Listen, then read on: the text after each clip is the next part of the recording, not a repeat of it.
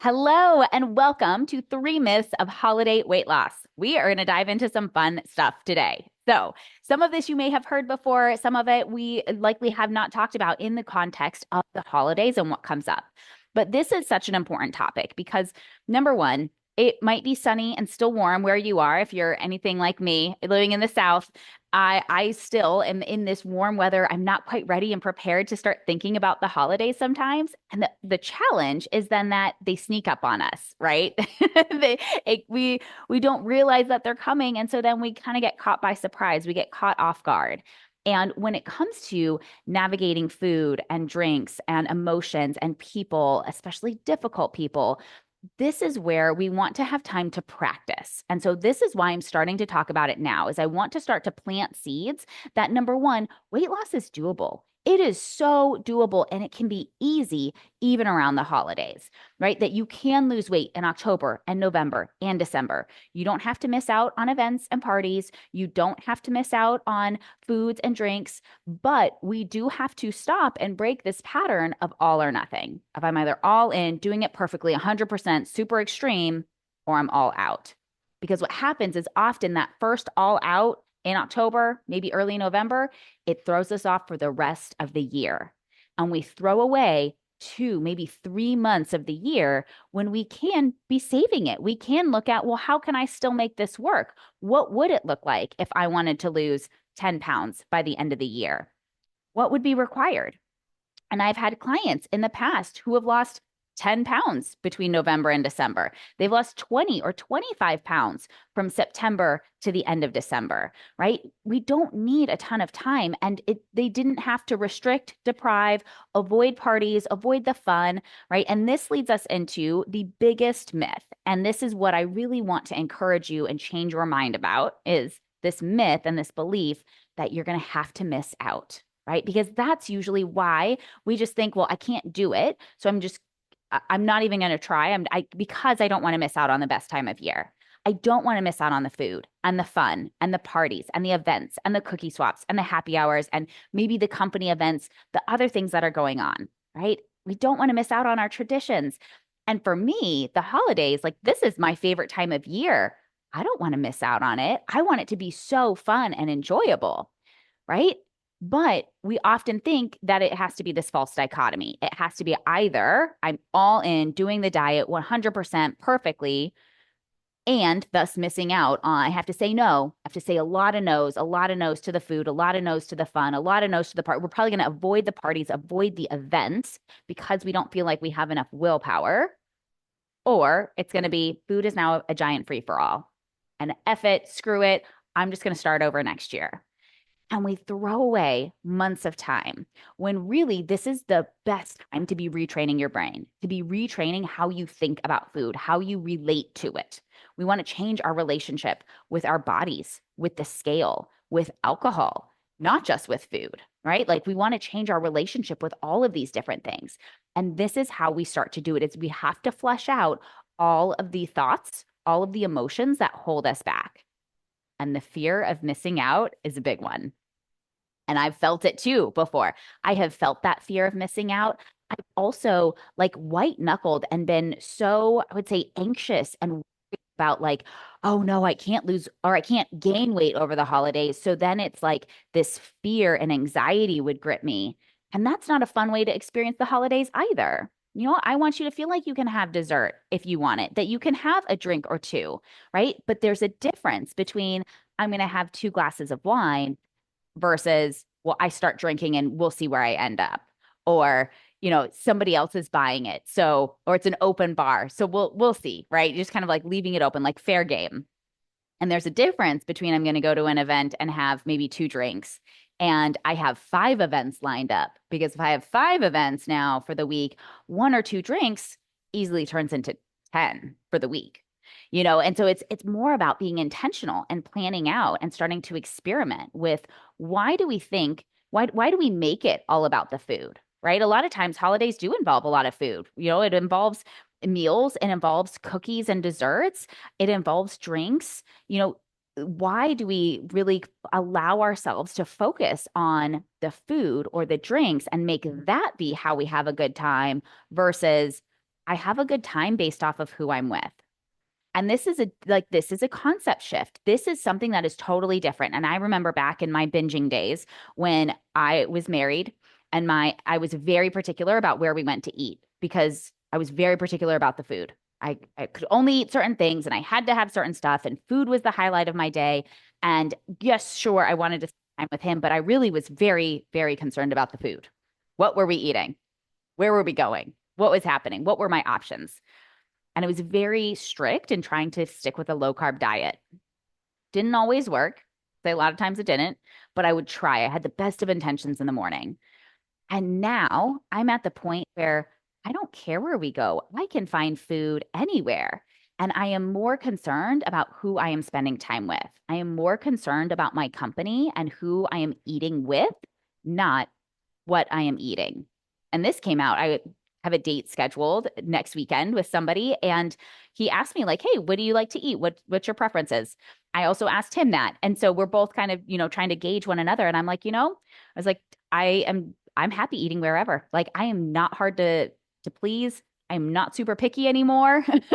I was like, I care much more about who I am having a meal with and the connection and the conversation and building that with the person versus being concerned with the food. Now, why are we concerned with the food, right? Why do we make it all about the food? Often that is a sign of diet trauma. And that stems from the food noise that we often experience. So I pulled up my notes from the podcast because there was a recent one couple weeks ago. So it's episode 159 of the Hungry for Love podcast is how to decrease food noise without medication. Because there's been a lot of talk about food noise and GLP-1s and taking medication, using medication to decrease the food noise. But there are ways when we actually work on the root issue of it, we can heal our diet trauma, which is what's impacting that. So we can change this without medication. That was the whole premise of this episode. And really me explaining more about, okay, what is diet trauma? What is food noise? What's really at play here? And so the way that I define diet trauma is it's the mental and emotional baggage from trying and often failing to lose the weight or failing to keep it off. Right. And so what happens is we develop specific fears and anxieties around food and around eating because of past diets that we've been on and that we've tried. And I would say just about every Western diet has the opportunity to trigger this. Not everybody suffers from diet trauma. I can't say that like everybody in the world has this, but there are a lot of Americans, and especially if you maybe can resonate with being considered a chronic dieter. I was very much a chronic dieter. I was almost always on a diet to lose weight. And then there was so much fear and anxiety around, well, I've got to stick to this diet now in order to keep the weight off. And so there was just this constant obsession with food because it was often being taken away. And so this is where we want to look at it from this lens of often, right? Not only is it the fear of missing out on the good times, the fear of missing out on the fun and how everybody else is experiencing an event, a party, but so often we're now going to miss out on these limited time only deals. I'm going to miss out on the pumpkin spice everything, right? And it kind of gets us back into this, well, I've got to get it while the getting's good. I've got to get it while I can get my fill now. So that way I'm good. am satisfied with this until next year. And so food noise, though, I just want to take a moment to talk about this for just a sec, because food noise is really common. And one of the ways that I describe it is it's this constant obsession and like a preoccupation with food. You often have increased cravings, increased food urges, difficulty listening for hunger or feeling satisfied, like really tuning into your body and letting your body distinguish that. And so because of that, often there's a lot of overeating and there can often be a lot of emotional eating. You may also resonate with feeling out of control around food or feeling like you can't control yourself. You feel out of control around food. Sometimes I think people might describe it as like food calls their name, right? It's like you might have some cookies in the pantry and it's like, Sarah, it's like you hear, it's like this draw, this obsession. And what I think is interesting is to look at like what food calls your name, right? Like, does grilled chicken breast call your name? Does broccoli call your name? Like, do these other foods call your name? Does ketchup call your name? Or is that often like the quote bad off limits foods that we have decided are not okay. They're either too high in calories, too high in fat, too high in carbs, too high in sugar, right? We have decided and labeled food as being bad. And so now, because it's bad, it's supposed to be off limits. We're not supposed to eat it. We moralize food and then we moralize ourselves based on what we're eating, right? And so now I'm bad if I'm eating the bad food, which is what has us often going into screw it. I'll start over tomorrow. I'll start over next month. I'll start over in the new year. And we don't have to. We don't have to throw away the month or the year in order to enjoy life, in order to enjoy things. But the crux of this is not making food or alcohol the primary source of your joy. So when I went on a date last night, and sorry, I'm dating, so I'm going to use a lot of these analogies because I think it's helpful when we hear it in other contexts and in other ways, and we also see it in real life. Okay. So when I went on a date last night and I had a cocktail, I was like, oh, this is pretty good. Like it's fun to try. But I was more concerned about who I was talking to and having a conversation and seeing, do we connect and can we laugh and have fun? And, he's telling me about his day and I'm telling him about my work and what I do and like all of these things. I'm actually telling him about diet trauma and like some of the things I'm teaching today. And so it is one of those things where like my preoccupation was not on the food. It was not on the alcohol. Like I could have had a great time without ordering a drink too. Right? My mind was so much with, okay, where am I? And am I enjoying my life? Am I enjoying this life that I am now intentionally creating? And it's really hard to enjoy life or to find ways to enjoy it if we feel like life happens to us and we don't have control and we feel helpless. And this is where we've got to bring it back, right? This can be a really big, important piece for us, especially if you have navigated any type of relationship transition, if you're going through a breakup or divorce. Maybe you're post divorce now. Maybe you're married to a new spouse or somebody who's actually really healthy and really great for you. There's still these transitions, though. And it's really being intentional and mindful of like, I can create a life on purpose, a life by design. And when I am focused on creating a life full of joy and pleasure and relaxation and adventure and fun and the things that I want, that I crave, when I am intentionally creating that, I don't need food to do that for me. So I can stop turning to food as the escape, as the emotional escape of negative emotions, negative, like any type of pain.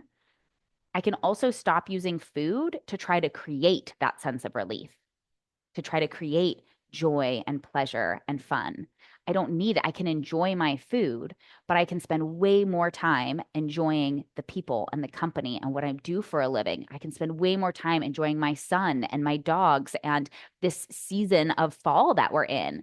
Right? I want you to be able to enjoy the holidays, which means we have to take our eyes off of the food to some extent. We don't want to make food the primary source of our joy, of our happiness, and of a party, of an event, right? What would it look like if you went to a cookie swap in December and you were able to eat a couple cookies? Maybe you had two or three and you felt satisfied. You felt good. You ate what you liked. It tasted good. The things that you tried that you didn't like, you felt comfortable throwing them away. You didn't like them. You didn't have to eat them. You could just toss them. Right? How would that feel? Imagine taking home a dozen cookies and now those last you 2 weeks. Not because you're white knuckling, not because you need willpower, not because you can't, not because you're giving them away, not because you're hiding them from yourself, not because you are putting them in a block of ice and you are freezing it so that you would have to melt it and it would take forever to get them out. Right? They're just sitting in the pantry. They're just in the refrigerator. But you don't need them. You can decide when you want one, but there's ease and freedom and this flow around food. If we want that, and if we want that around the holidays in particular, we've got to work on our relationship with food as a whole.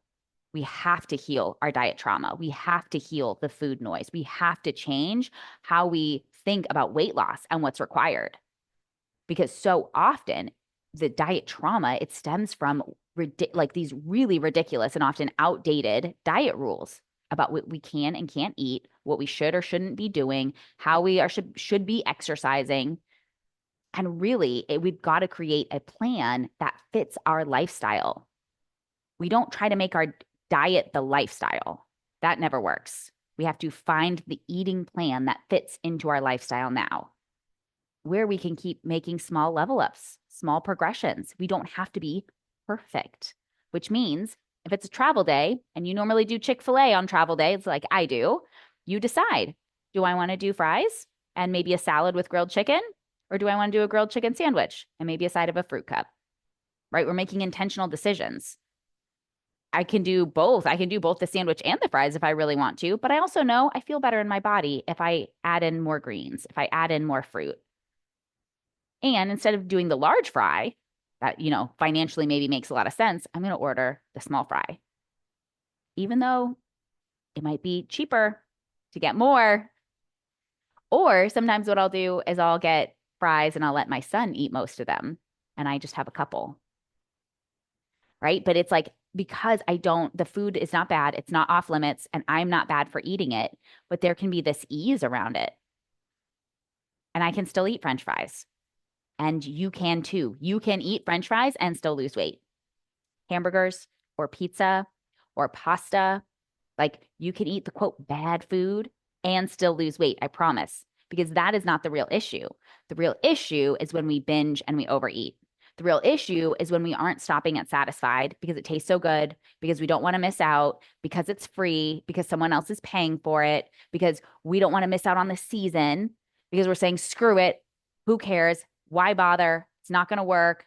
Never can I ever. I'll start over January. This is how we make weight loss hard. Weight loss is not difficult. It's simple, but because of our diet trauma, it's not always going to feel easy, because I'm going to teach you how to trust your body, how to listen to your body. And you've been told for a long time, that's not okay. You shouldn't. Don't trust your body. You can't trust your body. You can't trust your hunger and your satiety. That will steer you wrong. So you can't do that. You've also likely been told you can't trust your intuition. You can't trust your judgment. You can't make good decisions, right? Your self-trust is likely like through the floor. Like it is in the basement. It is very, very low. And we need to raise that level of self-trust so that you can believe in yourself. Part of it's around food. Part of it's going to be around people or making decisions or even just deciding like, this is the route I'm going to take to, get to this family event. Here's the dress I'm going to wear. We are really good decision makers, but chances are that has been eroded. Your self-trust, your self-belief, your self-confidence has been eroded over the years. May have even started as a kid. And there's been this slow erosion, which is why we keep trying to prove and earn and justify ourselves. This goes a lot deeper than just the food. But when we can understand that, when we can understand the diet trauma, when we can understand the food rules and the all or nothing habits that we get into, when we can understand that perfectionism, because that is really what's at play, is like understanding this perfectionist habit. That's why we want to start tomorrow, right? If I'm not perfect today, screw it. I can't achieve my goal. I've already ruined the day.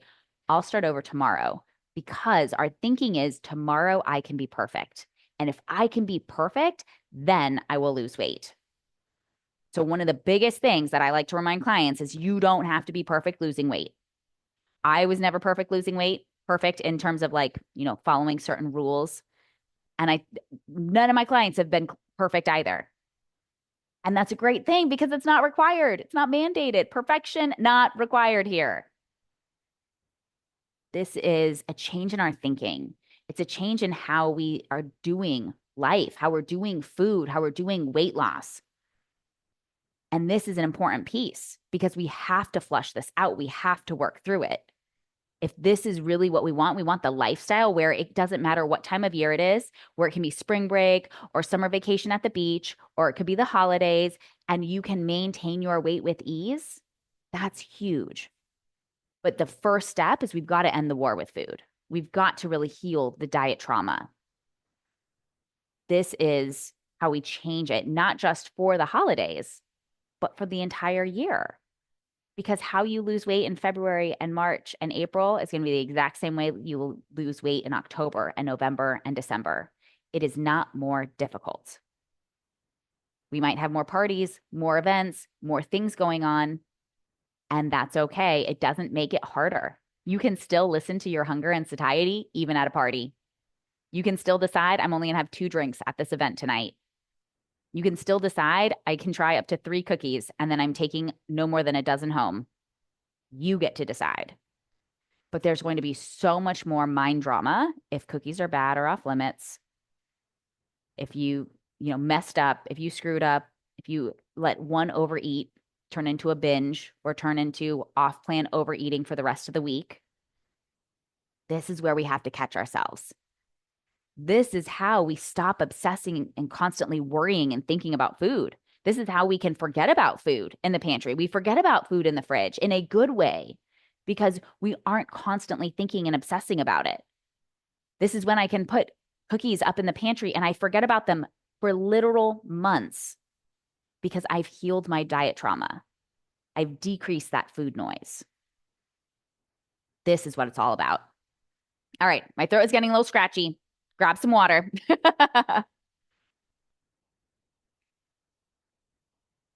But this becomes the foundation. Is changing how we think about food and weight loss, dieting, your body. And I'm going to help you to love your body now and all the way down the scale. It's going to feel a little odd, feel counterintuitive because we're so used to dieting and we're trying to lose weight from a place of I'm not enough right now, just as I am. We're trying to lose weight from a place of punishment. And I want to flip that. I want you to love yourself and love yourself so much you're willing to do the work, the internal, mental, emotional work. That is the real work. All right. So myth number 1 was this fear of missing out. It's it's going to require me, weight loss will require me to miss out on the best time of year. I'm going to have to miss out on the food and the fun and the parties and the drinks, right? So that is the myth. The reality is that we make it harder on ourselves because of our unhealed diet trauma. We make it difficult. We make it harder. We tell ourselves, screw it. Why bother? I'll start over in January, which is myth number 2. The screw it. I've blown it. I can't be perfect. I'll start over later. And that later could be next month. Often, once we get close enough to the end of the year, we might have 2 months left, but we still have just decided, why bother? It's not going to work. It's not going to happen. I know I can't be perfect. I'll start over in January. When really you could go into January 10 pounds down instead of being 5 or 10 pounds up. And it's not just about the scale either. It's how you feel in your clothes. It's how you feel in your body. It's if you feel energized, if you're sleeping well, if you feel really bloated. There's so much more than just what the scale is saying, right? And I want you to also step into this belief that you can enjoy the season without a lot of stress, without a lot of heartache, without a lot of frantic energy, no matter what it looks like for you, even if this year looks a little different than past years. This is what it's all about. But we have to wrestle and reconcile this aspect of perfection. And perfectionism has served us. It was a survival tool, a survival coping mechanism we learned often as a kid, and it served us well. It helped us to meet our needs. It helped us to meet other people's needs. We learned how to survive using, if I can be perfect, I can manage their emotions, I can manage my emotions, I can get what I want. And that's usually the theory, right? It's like if I can be perfect, I get the A, I get what I want, right? It's kind of like how we were trained in school, but that's not real life. School, for most people, most public, even private schools, don't mirror actual real life, which is hard, right? Because then you turn into, like for myself, was great at getting straight A's. And then what the hell? Where's my job? Economy crashes in 2008, 2009. And now I'm like, what the heck? I did what I was supposed to do. I did all the right things. And now I have no job, but I have student loans, right? There's like all this drama coming up because life doesn't work like that. And neither does weight loss. Weight loss is not just a follow these rules and you'll lose weight, because eventually you can't follow the rules. You can keep trying to follow the rules, but you can't stick with them. Or you do actually follow the rules, but you still gain weight anyways, right? We fall into these weird kind of spaces where it's like you could be doing the right quote right things and it's still not working. And then it feels really frustrating. And then what happens there is you often internalize that rather than it being this diet doesn't work for me or this diet isn't working for my body. My body does not need this. I need something different and trying to, and like deciding here's what I'm going to try next. It's something's wrong with me. I must not be able to lose weight. I'm the issue. I'm the problem. That's what we've got to break.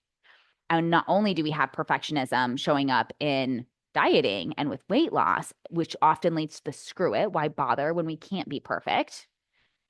But we'll have perfectionism showing up in relationships, right? And it's like, well, if I can be perfect, if I can make, I can do all the right things, I can make them think these things, I can make them feel a certain way, I can manage their emotions and thus their actions. And if I can do that, then maybe they will love me back. That's really what it comes down to. If I can be perfect and manage their emotions, maybe they can manage mine. Maybe then they will be able to manage and meet my emotional needs. That's all we're doing. And that is the crux of emotional eating. That is the crux of dealing with emotional abuse and healing from toxic relationships. It is recognizing where we have let food or alcohol or maybe a person or multiple people manage our emotions, meet our emotional needs. And the first step that we have to do is understand what those needs are. We have to understand what is that doing for us. And this goes whether it is a person or it is a substance. What is it doing for you? And when you can get clear on that, now you know this is what I get to meet for myself. So with men, for me, growing up, it was often I feel special. I feel chosen. I feel wanted. And so anytime I felt special, like that was an attachment. I remember talking to a guy, this was a couple years ago after the divorce, and he was like, wow, your life is just so cool. I felt real special, right? Like there was like this increase in attachment there. And I didn't even know why. We were like very opposite, probably not the right fit, really. But I started to become very attached to him because I felt special when he would say things like that. Now, I think we only had 2 dates. It didn't go anywhere.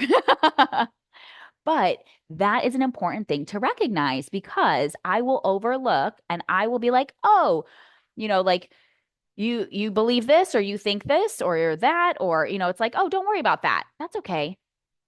I'll compromise on my values. I won't look at those red flags because you are meeting my emotional needs. And my job is to make myself feel special. My job is to make myself feel wanted, to feel desired, to feel good enough. That becomes my role. Chosen was another one. I felt really special and chosen if it was like somebody chose me. And it plays on that special. Because I'm chosen, I'm special. And because I'm special, I'm now chosen. So now I have to stay special. That can be a little bit more difficult, a little bit trickier than I was expecting, than I thought. I think with the right person, it's not going to be hard. We'll see. Give me a couple of years. I'll let you know how this all goes. But that becomes my job, right? I get to find that. That way I'm not seeking that from men. I don't need their attention. I don't need their eyes. I don't need them to take me out. I don't need things from them. It's like he can show up as a whole person and I can show up as a whole person and we can create this healthy dynamic. And it's very much how we need to shift our thinking when it comes to food. So I need to understand, okay, am I turning to food for joy, for pleasure, for relaxation, for comfort? What are those emotions that food is meeting for me, that it's creating for me? And now my job is to create that for myself, is to create a life full of joy, to look at how do I comfort and self-soothe myself without turning to food, without turning to wine, without turning to something else.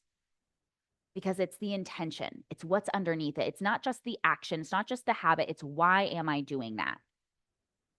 Am I looking for a hit of dopamine? Am I thinking, wow, my life kind of sucks right now? This is stupid, but a cookie will make it better. Some ice cream will fix this, right? And again, there's nothing wrong with enjoying our food, but we don't want it to be the primary source. We don't want it to be that default, this is what I go to fix my needs. This is what I go to escape any physical, mental, emotional pain of the holidays. All right, grab some water, y'all.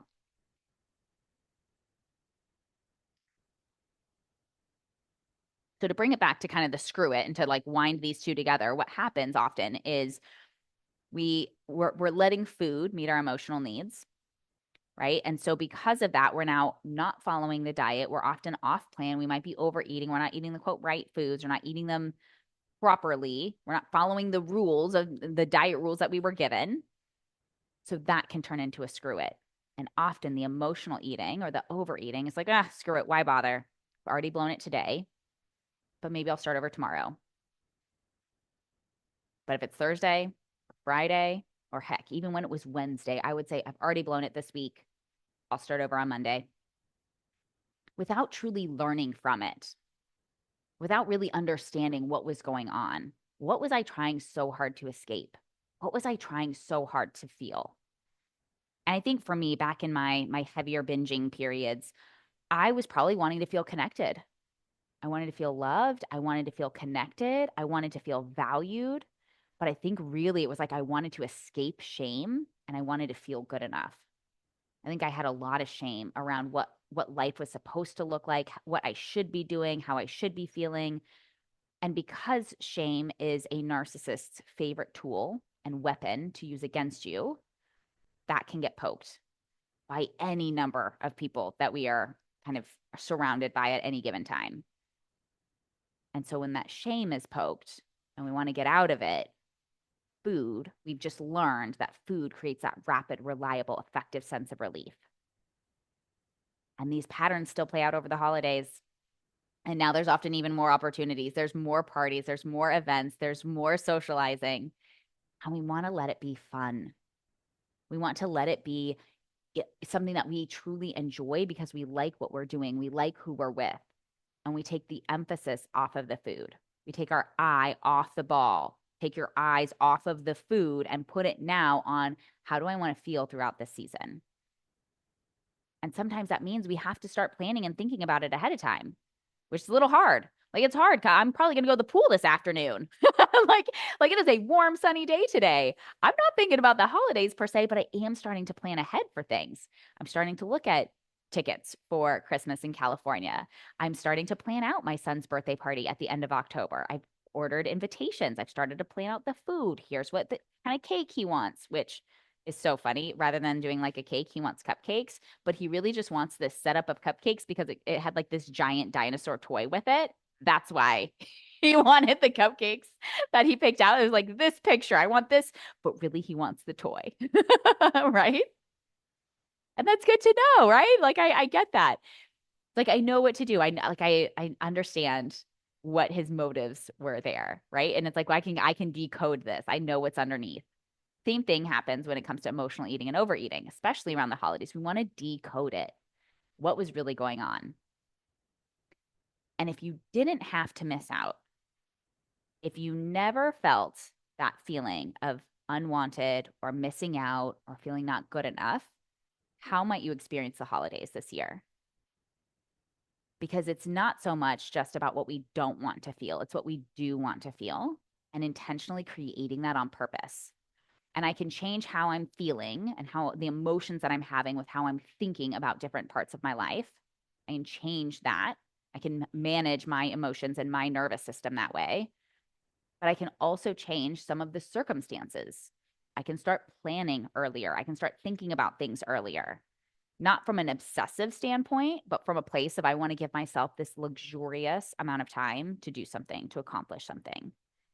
Because I know it's going to take some time. And so there's going to be these little pieces that have to come together. And the same thing is true around weight loss when it comes to the holidays. Sometimes we think it's going to be harder. We think it's going to be worse. We don't want to have to count calories and macros. We don't want somebody following us around, smacking cookies out of our hand, making us feel like crap. I don't want to do that either. I don't want to do that to you.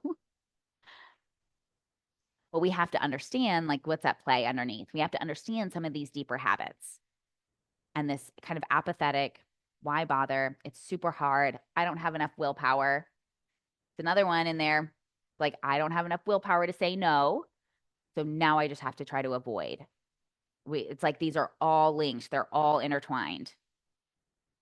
This is why we need to shift. We need to change our concept of weight loss and how it fits in with the holidays, what it looks like, because there can be so much more freedom and ease and peace. But we've got to make sure we're addressing the right things, we're addressing the right problems. So if you spend some time healing your diet trauma, now it becomes so much easier to navigate the food, to navigate the alcohol, to navigate the special events and occasions. And this is a skill now that you have for life. So that was myth number 2, right? And often once again, we just tend to make things harder on ourselves because of the way that we have been trained with the diet industry. And then kind of falling in line with that, myth number 3 is it's not the right time. I don't have enough time. Life is already so hectic. I don't have time to meal prep or get groceries, or I don't have time to exercise. I just, right. It's like there's the physical sense of time, but there's also like the mental, emotional capacity. And we often feel like we just don't have the bandwidth for it, right? It's like, I don't want to do that. Like that would take so much energy, so much willpower, so much thinking, so much bandwidth that I don't have right now. Like, I don't want to bother with it. Life's already busy and chaotic. Holidays are already busy and sometimes hectic. I don't want to. Right. And we just kind of let ourselves slide, and we keep looking for a better time. Because if there's a better time when I can be perfect, now I can hit the goal that I want. Right. We just think that perfection equals hitting our goal. If I can be perfect, then I get the goal that I'm looking for. And we got to break all of that. These all tie together. These are like 3 things that are braided in. Right. I don't want to miss out. But if I go, I still have to be perfect and I still have to stick with these extreme rules instead of here's how I create more fun and ease and joy. Here's how where I put my focus rather than on the food. I put it on the people and who is there and the gathering. Even when I don't know a lot of people, I will still do this. I still think about like, okay, who do I know? What's one person that I can start talking to? Oh, how maybe I just go up to somebody else and I'm like, hey, I'm Jillian. How do you know the host? Oh, I know her through this way. How do you know her? Something like that, right? It's like sometimes there are bigger parties, bigger functions where you may not know a lot of people. Maybe it's a work event where you do know them. Maybe there are things that you feel obligated to go to that you really don't want to go to. And what if you just allowed yourself to say no rather than forcing yourself to go? That's the other side. And I hadn't really actually considered that until, just in this moment now. But, right, it's like letting your yes be a yes and your no be a no, and listening to what is it that you want? What is that desire? I had a client actually ask me a question yesterday on Voxer, and I responded to her and I said, first step is to decide, what do you want? And now your job is to go out and ask for it. And based on the response and what the answer is, then you'll know, do I go left or do I go right? How do I navigate this? But the first thing is to decide, what do I want? Not what do other people want from me, not what's expected of me, but what do I want?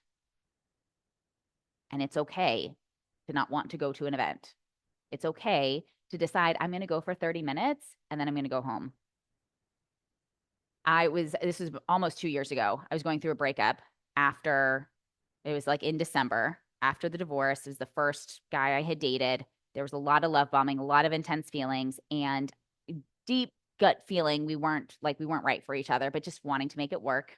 Old habits coming back, right? And a huge, huge fear of abandonment, huge abandonment wounds that were triggered, especially because it was like, it wasn't even an argument. It was like one conversation that didn't go maybe perfectly. So like he gets triggered. And instead of coming back and talking through it, it was like we came back to talk and he was like, and I'm out. This is a conversation to tell you that I'm done. And really, blessing in disguise. Really was. But there was a party 2 weeks later, and I am still completely heartbroken, crying like every day. And I decided I'm going to go to this party. I only have to go for 30 minutes. I already volunteered. I already said I was bringing this food. I'm going to go. I'm going to go make an appearance, but it's okay if I just want to stay for 30 minutes and then I want to leave. There was that permission there. And I ended up having the best time. I'm so glad I went. I'm so glad I didn't skip it because there was a part of me that I totally just wanted to skip it to lay on the couch and cry and watch sad, sappy movies. And that wouldn't have done anything for me. I actually needed to get out and be around people. And it fed my soul. Like it was so good to be around people and to smile and to laugh and to have a good time. It was so essential. And we don't always know, right? And I think this is where sometimes we do have to have that. We do say, hey, I'm going to go and it's going to be for this amount of time. Or maybe there's a longer trip and maybe you're going across states or you're kind of flying across the country. Maybe there's a longer trip where normally maybe you would do 5 days or 7 days. And you're like, you know what? I'm just going to go and I'm going to be there for 3 days. And I'm going to make that work. I'm going to make it good enough. Maybe you want to be there for 1 or 2 days, right? Maybe you're like, all right, let me go. Going to make an appearance, go do a family thing, and then leaving early. Or at least giving yourself the option, right? I think that's key. And that's how I think about food a lot of times too, is I give myself options. Especially if I know, like if I'm going out to a restaurant and I can look at the menu ahead of time, I'll often look at it and say like, oh, I'm either going to do this or I'm going to do that. Last night, I had a couple options picked out. And I was like, oh, I'm going to do this or I'm going to do that. And then there was a special for the night that I didn't know about, but I was like, oh, you know what? Has protein, has some carbs, has some veggies. This actually meets all of the needs, all the requirements that I'm looking for. I'm going to do that instead. Right. And like allowing yourself to be flexible, not being so, right. Like I didn't feel bad that, oh, I had decided I was going to eat this on the menu and then I decided to do something different. Who cares? This is life. This is how you make your lifestyle is it has to be flexible. It has to work with you. And you can't feel bad. Don't feel bad. Don't feel guilty. Right? Like we love it. We enjoy it. We embrace it. We allow it. We give ourselves permission to change our mind. We give ourselves permission to do things shorter. I will do this at the gym sometimes. Like sometimes there are classes or there are times like I love my yoga class, but there are times when I don't want to go. Like I'm tired, I'm exhausted, I'm worn out, and I know though that I feel so much better after I've gone. And so I will tell myself I only have to stay for half. Just stay through the warm up. That's it, right? Like just go get in there, get a little sweaty. If you want to leave after 20 minutes, Jillian, you can. And I will tell myself, I will remind myself I don't have to stay the whole class. But I also remind myself, I always feel so much better afterwards. I'm always so glad that I went. Always, every time. Never have I ever regretted going to one of her yoga classes. Right. And sometimes we have to do that with ourselves too. And most of the time, I stay. Now, there was one time when I wasn't feeling good and I told myself I could leave after, I think it was a body pump class. And I was like, I can just do half. And if I'm really done, if I'm tired and tapped out after that, after half, I can leave. And I did. I listened to my body and I made that decision intentionally rather than trying to force and push something. I let it be fluid. And this is what it all comes back to is trusting yourself, trusting your judgment, because I also didn't have any fear that, oh no, I left this early and now I'm afraid I'm going to leave future things early, right? We get so worried about like, oh, well, if I do it once, what if it becomes a habit? What if it becomes a thing and I never go back to doing a full class again? Okay, you can just like, we don't have to get that worked up about it. We don't have to let it be a thing. It only becomes a thing because you let it, because you keep giving yourself excuses and justifications to not go, to leave early, to eat off plan, to keep overeating. You just have new thoughts in your brain justifying it. And the more that we can make the subconscious conscious, the more you can direct your own life. You can be in charge of it. You are no longer at the mercy of someone or something else. It does not matter what is on the menu tonight at the restaurant. It does not menu what is playing, what's on tap at the bar next weekend. Like I could not drink, I could not eat. Like there are those options. I'm going to listen to my body. But like I get to let it be easy. I get to do this. And the pre-work, like the work that often comes before the weight loss is changing and decoding all of the diet programming and deciding what are the new rules that I want to have. What actually works for me? What works for my body, for my lifestyle, for what I want? There's no one size fits all for anything. There's like a million different ways you could accomplish almost any goal. There might only be like a couple, maybe like there's 5 ways to file your taxes, right? But even then, you got 5 different ways, right? You always have options. There's never a one size fits all. And even we won't go down that road, but actually, in terms of different deductions and things, like you could get really in the weeds there. All right, grab some water. I need to stop talking. But this is what it's all about, right? It's creating intentionally on purpose the type of season that you want. And then it's identifying and noticing, okay, this is what's really stopping me. I keep waiting for a perfect time. I keep thinking I have to be perfect. I have a really hard time not throwing away the day or the week after I make a mistake. And part of this is creating a weight loss plan, creating an eating plan, for example, that you don't that you feel like you can actually stick with, that you like the food, you enjoy it, and you believe that you can truly stick with it. And it's okay if you don't. We want to get just a little bit better. But we have to be realistically planning, not diet planning. We have to learn how to let go of a lot of this diet brainwashing, because that's really what it is. It is like a cult that we have been in around diets and food and weight loss. And it's going to feel awkward walking away from it. It will. That's okay. It's part of why I'm here, is to help you with things like this, with the diet trauma, with the food noise. And we're going to also bring in the relationship trauma, because often it's how we have done food and we've developed this dysfunctional and often toxic relationship with food. We also have dysfunctional and toxic relationships with other people. And we want to look at, what can I own? I don't have to own the whole thing. I want to look at what's my part to own. So when I'm a pleaser, when I'm a fixer, when I am a perfectionist, when I'm jumping in to try to placate and make things okay, to try to soothe somebody else's nervous system, to try to make them happy so that they can make me happy, that's what I get to look at. I don't have to focus on what they are doing or saying. I just focus on myself. And I think the holidays can be harder too, because so often we have spent so much of the year avoiding our emotions. We don't have a large capacity to feel. And that really becomes part of it, is like learning how to regulate our emotions, regulate our nervous system, understanding what emotions feel like in our body. And when we can expand our capacity to feel, even like we can feel negative emotions, we can also expand our capacity to feel positive emotions. And a lot of times we need both.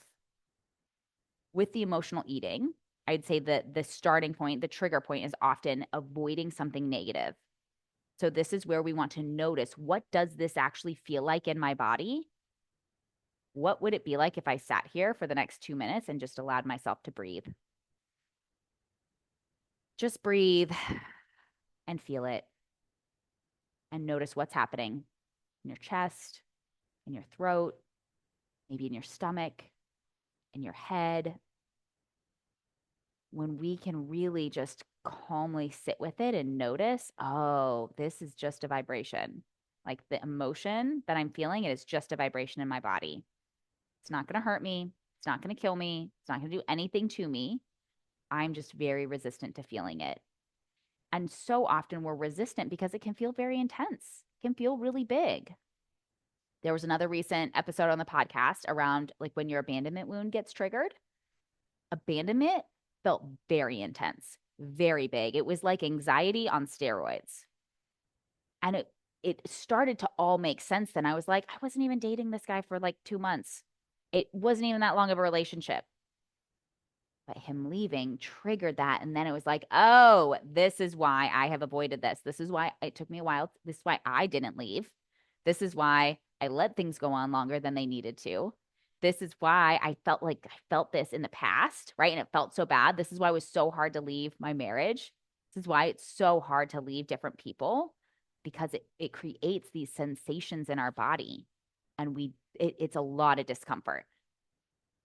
But when you allow it, when you allow yourself to feel it and you can move through it, it decreases, like the intensity decreases, even that same day, the intensity decreases. You don't feel it as long. You don't feel it as consistently.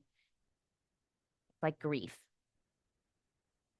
And so we don't need to shut down our negative emotions. We don't need to say, well, I'm not allowed to. I can't be angry. I can't be grieving. I can't. I shouldn't, right? We want to be on the lookout for any of those, but really start to notice, what am I feeling? And what if I just allowed it rather than fighting or resisting? What would that look like? And so our first step is to expand our capacity to feel. And I think sometimes the holidays can trigger more emotions, and maybe that's why it feels harder, because we already aren't good at feeling and allowing emotions. And now we're getting more waves. So there's more resistance, there's more fighting, and there's more of a need to escape. And nobody wants to give up their primary coping mechanism. Nobody wants to give up the food when food is the only thing that makes me feel better, right? It makes a lot of sense. But this isn't just about the holidays. This is about your whole entire life. And it's not just what you do, it's what you are teaching others. It's how you're teaching others to treat you, to interact with you, to engage with you. It's what you might be teaching your kids or your nieces or your nephews. It's other people are learning and they're picking up on this. And that was a huge reason as to why I knew like I needed to work on my relationship with food, was because I did not want to be a negative impact on my nieces, on my nephew. I knew that eventually I was going to have kids, and I wanted to make sure that whether I had a girl or a boy, that I was able to help them create a really healthy, positive self-esteem and body confidence. And I want to teach them how to have a healthy relationship with food. And it's tricky with a 4-year-old. He doesn't get it, but he's starting to, and he's learning. And as I am talking through things out loud with him, we are like, I am helping him to learn. I'm helping him to listen to his body. But this is what it comes down to, is expanding our ability to feel. And the flip side of that now is also allowing ourselves to feel good, because in the past, feeling good never lasted. In those dysfunctional and toxic relationships, it was good for a little bit of time, but then the other shoe would drop, something else would happen, something bad would happen. You didn't stay there forever. And so we get stuck in this loop that trauma bonds us to them, because sometimes it's good, not all bad. And so this is where we have to really also allow ourselves to feel good, to feel positive, to think better things, to actually believe this can last. I can keep this up. It can be this simple. It can maybe even be this easy. This is our work. This is the underlying work that we get to do now. It's how you heal your relationship with food and body and exercise and the scale. It's how you heal your relationship with yourself. That's what it all comes down to. And we do it step by step, piece by piece. And we learn from mistakes. We learn from the overeats. We learn from the emotional eating. We learn from the interactions with people where we're like, a couple hours later, we're like, I don't really like this, just kind of rubbed me the wrong way. Right. It's like when we're evaluating and we're like, it's after the fact. And we're like, oh yeah, I don't like this. I don't like how this happened or this went down. But when you can let go of the shame and the judgment and beating yourself up, and you can just stand and like allow and notice, like, oh, here's what I did, or here's what I didn't do. Here's what I'd like to do differently next time. Great example today, actually, that came up. It was so perfectly timed. There was an assistant coach that I was playing against for my son's soccer team. He's on a U6 team. They're young kids. A couple of the kids on each team usually get it. A lot of kids are still trying to figure out the game and like going for the ball, not just watching it, things like that. They're starting to pick it up, right? They're starting to learn. But because of this age, there's like some really flexible rules. And I think from what I've noticed, there are like different coaches play by slightly different rules, right? And that's okay. I think the key is like coaches coming together and playing by the same rules in the game. And so if there's like a kick in, which is not really part of the rules, the overarching rules, but this particular team is doing a kick in, they expect the other opposite team to be behind a certain line. Now, this is all made up. This is all their own rules. They have decided this is how we play the game, but they haven't told me. They haven't told my players, right? So there's this assistant coach on the opposite team That's like now starting to yell at one of my boys, right? Because I was like, hey, dude, I was like, back up, blue team, right? I'm telling blue team, back up. But I'm also calling out one boy who is a little bit ahead. So now this other guy, who I don't know if he knows the kid, the student, but he starts yelling his name, back up. And that kind of rubbed me the wrong way. I just got a weird vibe from this guy, total. Like, he's just kind of, he's one of those that you're just like, oh gosh, like, I don't know what's happening here, but there is some kind of vibe, juju. Like, I need to, we need to lay hands. I don't know. Something needs to happen. But I just I did not like the way that went down. And I realized afterwards, because I was very quickly, it was like I was in the game, in the moment, and then I was going to teach body pump. And then it was like when I got home and I started thinking about it, I was like, why did that bother me so much? And I was like, oh, he is playing by his own set of rules that my kids don't know, that I don't even know. And he is now yelling at one of my players. That is not his place. Right. And so he's trying to make the best decision that he can to try to get the needs met on the field as he sees best. And I'm like, oh, my thought is like, my initial instinct is like still kind of that pleaser of like, yep, he needs to move back. Yep, we need to get him back.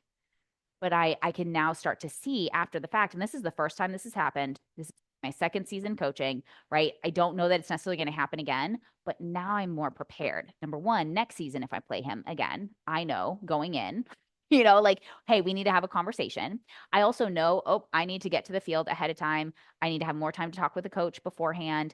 I need more time to park and then walk to the complete, it's like a half a mile to get to the right field. It's like, oh, there are certain things that I just need to set up and do differently moving forward.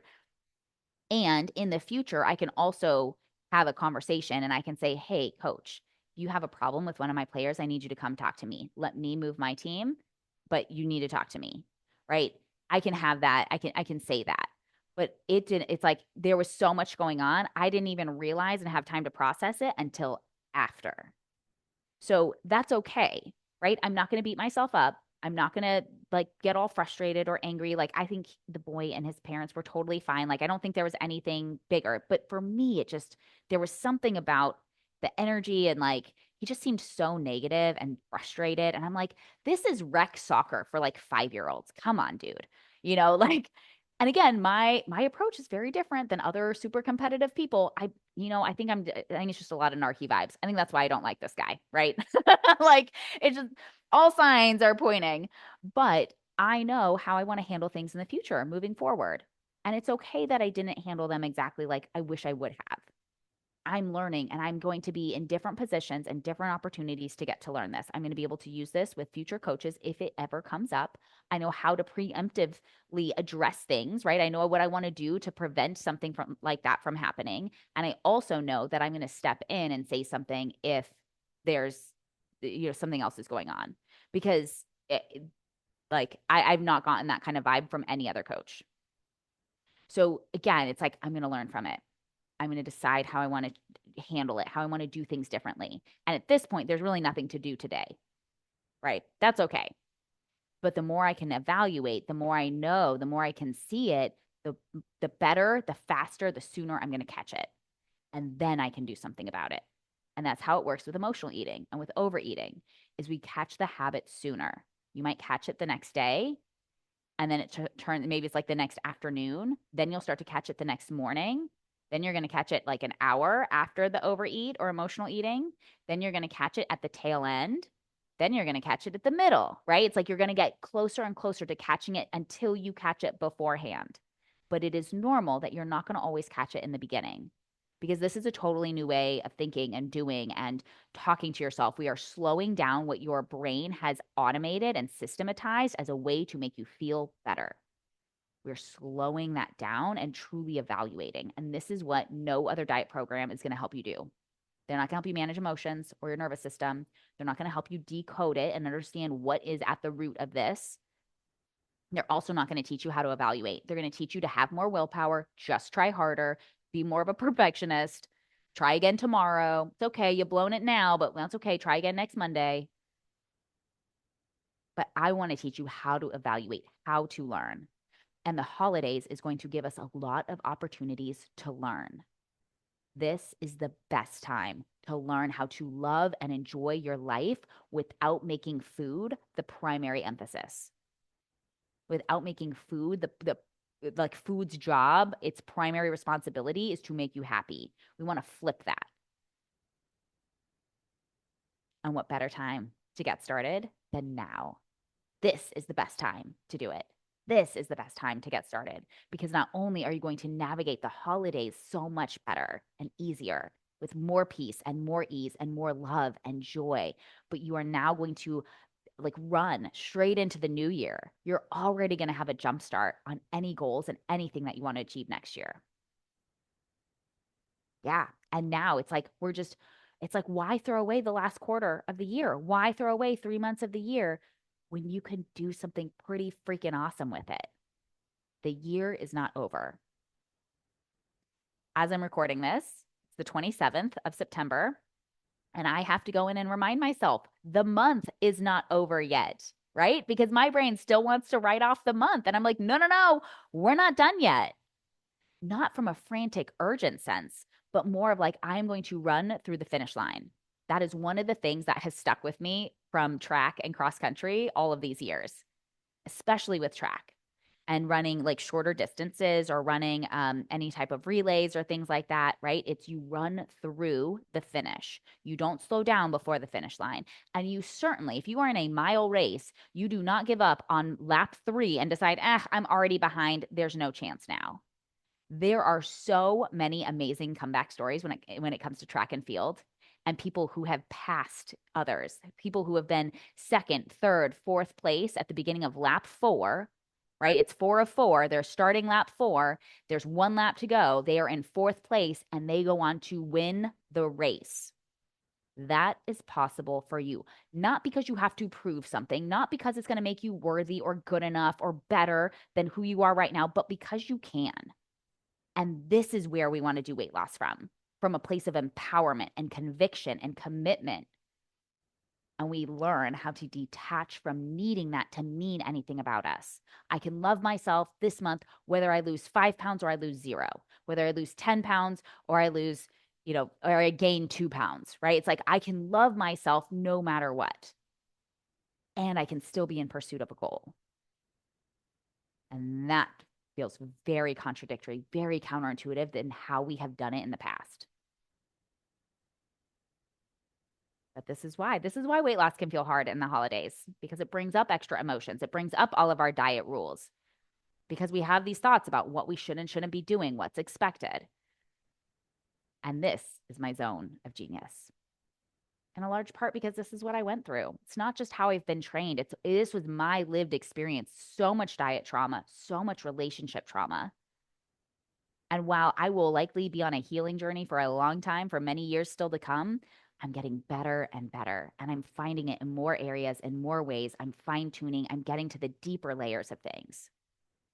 I'm still having epiphanies and awareness. And that's amazing.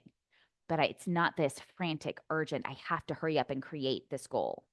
Because really, it's like what we're looking for is to create an experience. We want to feel a certain way. That's usually why we want a goal, is I just want to feel a certain way.